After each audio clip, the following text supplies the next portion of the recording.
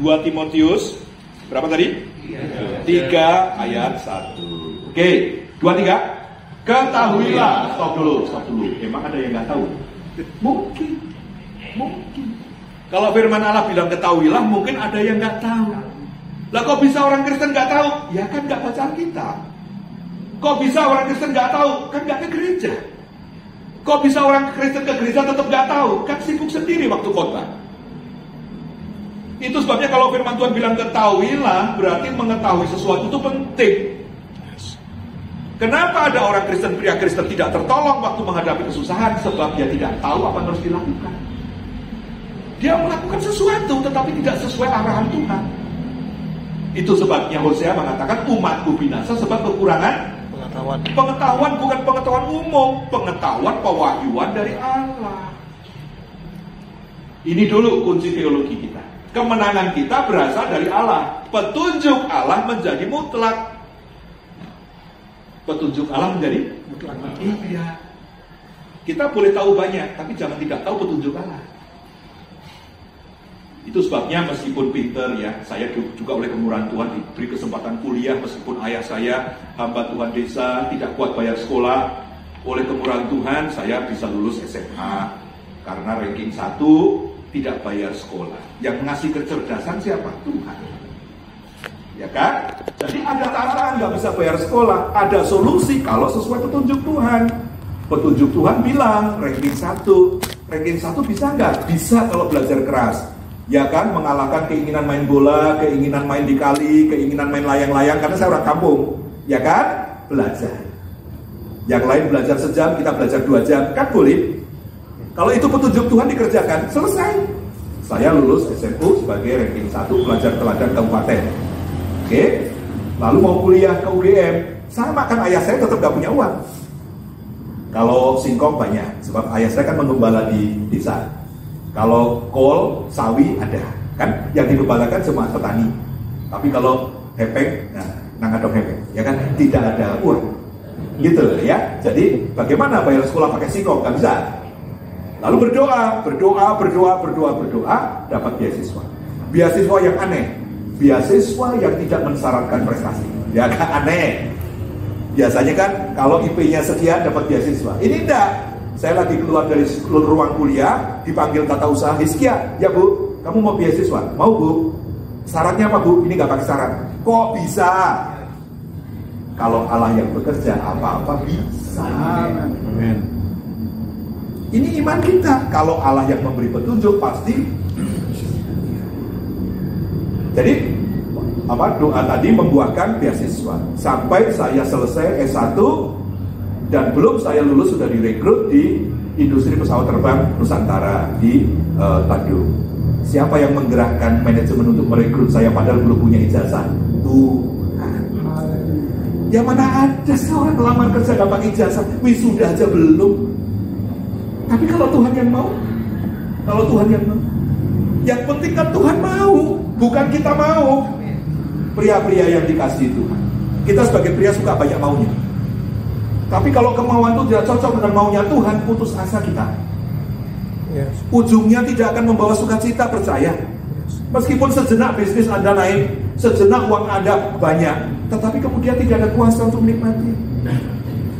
Kemudian ujungnya akan menjadi penyesalan, karena itu bukan petunjuk Tuhan. Nanti kita akan melihat. Kembali ke firman Tuhan tadi ya, kalau kita mengeksegesi satu ayat, satu kata pun kadang-kala sudah memberikan kita pewahyuan. Ya ketahuilah, itu pun sudah memberi berkat. Nah hari ini saya juga sedang kuliah ya, masih kuliah saya, umur sudah 53, masih mau tetap belajar ya. Kan anak muda biar saya komporin yang datang ke sini yang malas-malas belajar.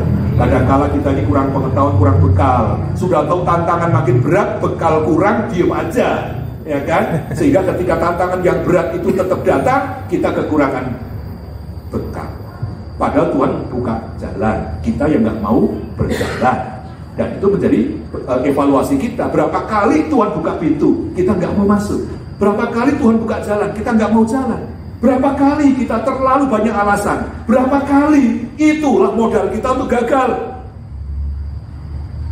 Seringkali ketika kegagalan itu datang, kita nangis, kita menyesal, kita menyalahkan Tuhan, menyalahkan gereja, kita mempertanyakan jadi Kristen kok begini. Kita lupa mengevaluasi bahwa kegagalan itu adalah hasil dari koleksi ketidaktaatan.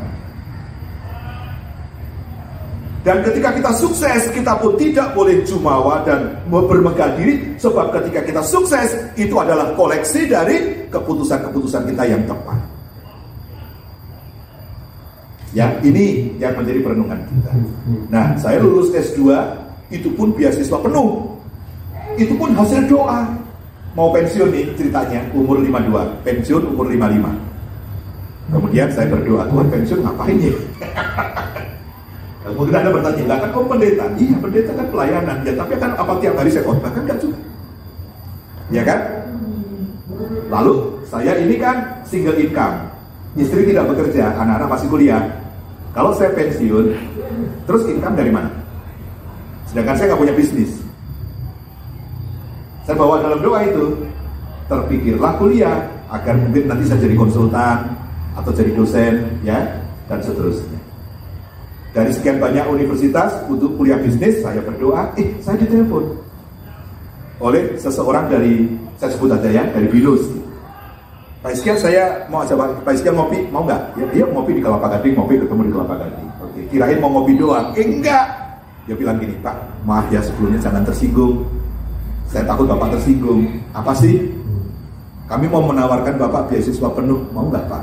Lah, kok tersinggung? Ya bersuka cita loh. Ya kan? Nah, kita awali beasiswa penuh. Singkat cerita, saya kuliah bersama anak muda. Saya paling tua, ya kan? Tapi saya lulus terbaik.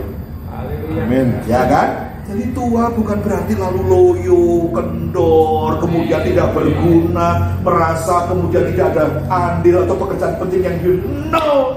Selama Tuhan masih membangunkan kita di pagi hari, masih ada pekerjaan penting bagi kita, Bapak-bapak. Masih ada. Jangan dikira hari itu diberikan Tuhan untuk percuma, untuk kita telantarkan. Hari ini pun Tuhan berikan kepada kita untuk melakukan sesuatu yang penting. Seringkali yang penting itu kita tidak mengerti, kita perlu petunjuk Tuhan, ya kan? Oke, cukup dulu. Nah, udah lulus S2, sekarang saya S3 untuk teologi. Ya, jadi saya sedang menempuh kuliah S3 teologi. Saya terus berdoa, Tuhan tolong, dan seterusnya. Kenapa saya mau seperti itu? Karena hari-hari ini terlalu mahal untuk ditelantarkan.